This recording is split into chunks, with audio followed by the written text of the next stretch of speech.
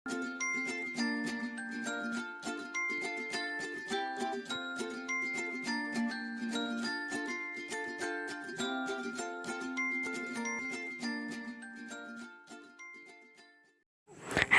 Friends, welcome to my channel Oishi fine arts. বন্ধুরা, তোমরা সকলেই জানো আমাদের জাতীয় পাখি বা ন্যাশনাল বার্ড হলো পিকক বা ময়ূর। বন্ধুরা, আজকে আমি তোমাদের এটি পিকক ড্র করা শেখাবো। তাহলে চলো ড্রয়িংটি স্টার্ট করা যাক। পিককটি ড্র করার জন্য প্রথমে আমরা একটি ছোট্ট সার্কেল করে নিয়েছি। তার ঠিক একটি নিচ থেকে আরও একটি বড় সার্কেল ড্র করে নিলাম। দুটো সার্কেলকে আমরা দুটি কার্ভ লাইন দিয়ে অ্যাড করে দিয়েছি। এরপর একে একে ময়ূরের পেখমগুলিকে আমরা এইভাবে ড্র করব। ময়ূরের পেখমগুলি ড্র করার সময় আমাদের খেয়াল রাখতে হবে সবকটি পেখম যেন একই সাইজের হয়ে থাকে। ময়ূরের এক সাইডে 4টি পেখম ও অপর সাইডেও 4টি পেখম করতে হবে। এক সাইডে পেখম করা হয়ে গেলেও অপর সাইডেও একইভাবে পেখমগুলি ড্র করে নিলাম।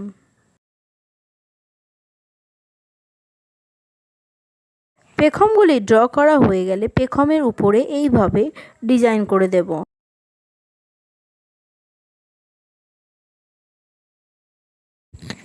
পেখমের উপরে ডিজাইনগুলি করা হয়ে গেলে ময়ূরের পা দুটিকে আমরা এইভাবে ড্র করে দিয়েছি। পা দুটি ড্র করার পরে আমরা ভিতরের অ্যাক্সেস লাইনগুলিকে ইরেজ করে দেব। দেখো বন্ধুরা, আমাদের পিকক ড্রয়িংটি কমপ্লিট হয়ে গেছে। এবারে চলো আমরা কালার স্টার্ট করি। পিককটি কালার করার জন্য প্রথমে আমরা ডার্ক ভায়োলেট কালারটি ইউজ করব।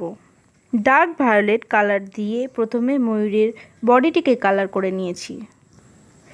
এরপর পেখমগুলিকে একে একে লাইট গ্রিন কালার দিয়ে ফিল করে দেব। লাইট গ্রিন কালারটিকে আমরা এমনভাবে ইউজ করব যাতে কালারটি ডিজাইনের ভিতরে না ঢুকে যায়, এতে ড্রয়িংটি দেখতে বাজে লাগবে।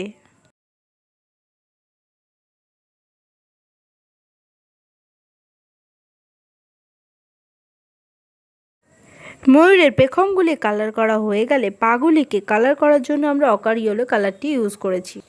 এরপর একে একে ময়ূরের পেখমের ভিতরের ডিজাইনগুলিকে আমরা অরেঞ্জ কালার দিয়ে ফিল করে দেব।